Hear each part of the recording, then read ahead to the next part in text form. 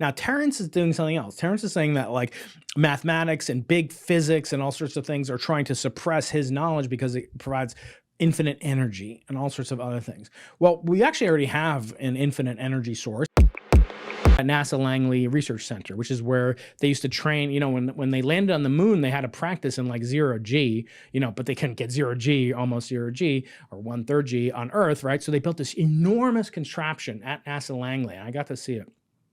And it was like bungee cords, and it was a real Eagle lunar lander like object, and it was flying, and it could almost simulate the low amount of gravity, but it also had these retro rockets. It was one of the coolest things I ever saw. Neil Armstrong actually had to abort and eject from it, almost died before the moon launch attempt was made in 1967. Anyway, that's where I was working, and I was working on the following problem. When you get on an airplane, every single plane you've flown on has on average about 22,000 hours of flight time. Okay, let that sink in for a second. You're stepping on a thing that's older than you, by far is older than you. I mean, most of these, except for the brand new ones, which have their own problems, right? You know, Made a few documentaries on those. Planes have to fly about 95% of the time. You drive your car about 5% of its lifetime if you have a car. Planes are exactly the opposite. They have to fly to make money. So that means almost every hour of the day, they're flying 55 minutes or whatever of every hour of every day of every year of since they were built. Okay, say 20,000 hours on it. That means they've probably had about 10,000 pressurization cycles if the average flight time is about 2 hours. So they've cycled the pressure 10,000 times over that 20, 30, 40-year period that they've been in service. Totally safe. Why? Because they check every single, inspection that they do for the airlines, checks what's called non-destructively. The airline is actually, you ever look at the airplane skin? I advise all your listeners, before you get on the plane, turn right. Airplane skin? The airplane skin is a tiny bit of aluminum, thinner than this meteorite. It's about a couple hundred mils, which is a couple hundred thousandths of an inch. That's all it is. If it was much thicker, it would be too heavy to fly. It's aluminum. Aluminum has properties that it will tolerate some amount of expansion and contraction. And but most of the plane is held together. You see the plane is held together. How do you think a plane's skin is held together? You ever look at the skin of a plane? I try not to think about Okay, well, you shit, should Brian. think about it. I get a little nervous. That's why you don't come to me in California. You stay here in New Jersey. I'm completely powerless up there in the sky. So you see these rivets. They're rivets, which are expansion joints that hold things together like bolts or whatever. Those only have the following purpose. Their job is to hold the two surfaces of the airplane's wing together, while the glue, which is actually holding them together, is setting and bonding. So they use a glue surface. I didn't know this before I worked at NASA. I don't think I want to know this, but keep going. So the plane's held together by glue. It looks like it's held together by rivets, but the rivets, just keep it in place. You ever build models when you're a kid and you get the, or rockets, Estes glue or whatever. You have this glue and that's what holds it together. Well, the glue can only survive so many expansions and contractions too. Okay, so you're not going to come out to visit anymore.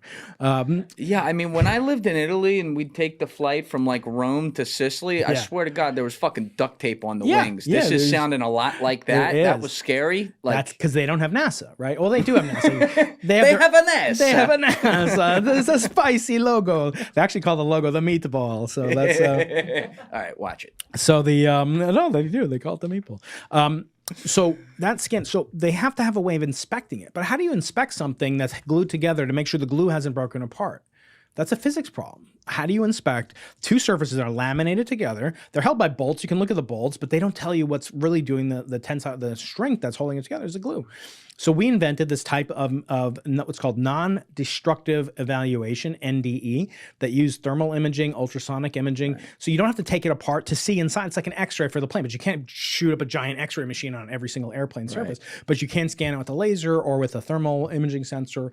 And so we built simple devices like that back. So any person who gets on an airplane, including Bart, to get to from wherever he lives to go see Joe Rogan or to go see Danny in Florida, he had to get on a plane.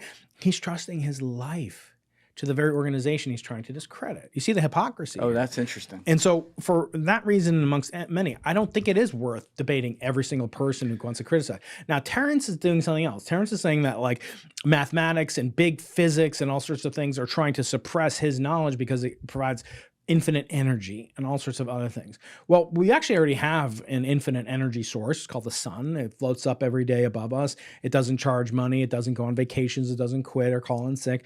And we could have effectively infinite Kardashev level 2, whatever it is, energy sources for the whole planet if we had, and we have the means to do it. You know, China's making really cheap solar panels. We could buy them. Right. So to think that, and we actually are a net exporter of oil here in America. So it's not like we need the Persian Gulf and we need, you know, Iran and we need all these other countries. We actually produce more oil than we can sell and consume within America. So the claim that what's happening is that Terrence's ideas are being suppressed, about his ideas about math, his ideas about physics, and his ideas about energy and so forth, are being suppressed, I find to be completely without merit, because there's no incentive to do that, nor is there in any organization of professional physicists. The reason that people criticize NASA is because it's the closest to kind of a pristine reputational organization of scientists that there is.